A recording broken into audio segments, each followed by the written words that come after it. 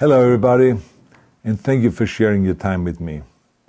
I'm sending this message through various different channels to reach my dear Russian friends and the Russian soldiers serving in Ukraine. I'm speaking to you today because there are things that are going on in the world that are being kept from you, terrible things that you should know about. But before I talk about the harsh realities, let me just tell you about the Russian who became my hero. In 1961, when I was 14 years old, a very good friend of mine invited me to come to Vienna and to watch the World Weightlifting Championships. I was in the audience when Yuri Petrovich Vlasov won the World Championship title, becoming the first human being to lift 200 kilograms over his head. And somehow a friend of mine got me backstage. All of a sudden there I was, a 14-year-old boy, standing in front of the strongest man in the world. I couldn't believe it. He reached out to shake my hand. I still had a boy's hand. He had this powerful man's hand that swallowed mine.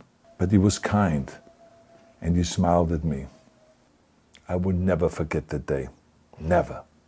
I went home and I put his photo above my bed to inspire me when I started lifting weights. My father told me to take down that picture and to find a German or an Austrian hero. He got really angry, and we argued back and forth. He didn't like Russians because of his experience in the Second World War. You see, he was injured at Leningrad, where the Nazi army that he was part of did vicious harm to the great city and to its brave people. But I did not take the photograph down, no, because it didn't matter to me what flag Yuri Vlasov carried. My connections to Russia didn't stop there, by the way. Oh, it actually deepened when I traveled there with bodybuilding and for my movies and met all my Russian fans. And on one of those trips, I remember, I met Yuri Vlasov once again. It was in Moscow during the filming of Red Heat, which was the first American movie allowed to film in Red Square. Now, he and I spent the whole day together. He was so thoughtful, so kind, and so smart, and, of course, very giving. He gave me this beautiful blue coffee cup. And ever since then, I've been drinking my coffee out of every morning. Now, the reason why I'm telling you all of those things is that ever since I was 14 years old, I've had nothing but affections and respect for the people of Russia. The strength and the heart of the Russian people have always inspired me. And that is why I hope that you will let me tell you the truth about the war in Ukraine and what is happening there.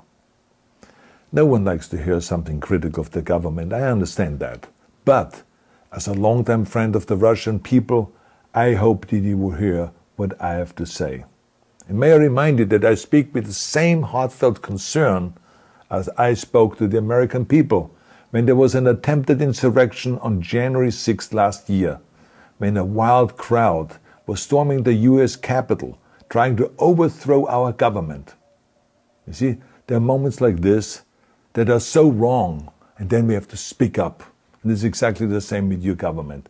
I know that your government has told you that this is a war to denazify Ukraine.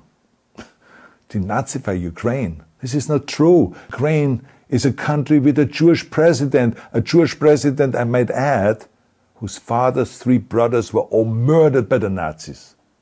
You see, Ukraine did not start this war. Neither did nationalists or Nazis.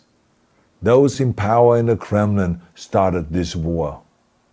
This is not the Russian people's war. No. As a matter of fact, let me tell you, what you should know is that 141 nations at the UN voted that Russia was the aggressor and called for it to remove its troops immediately. Only 4 countries in the entire world voted with Russia. That is a fact. See, the world has turned against Russia because of its actions in Ukraine. Whole city blocks have been flattened by Russian artillery and bombs, including a children's hospital and a maternity hospital. 3 million Ukrainian refugees, mainly women, children, and elderly, fled their country, and many more are trying to seek to get out.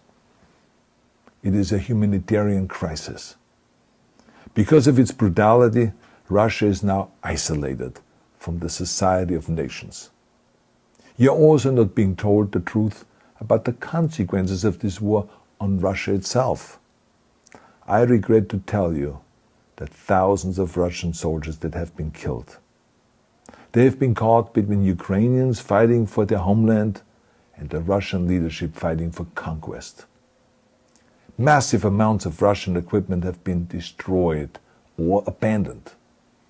The destruction that Russian bombs are raining down upon innocent civilians has so outraged the world that the strongest global economic sanctions ever taken have been imposed on your country.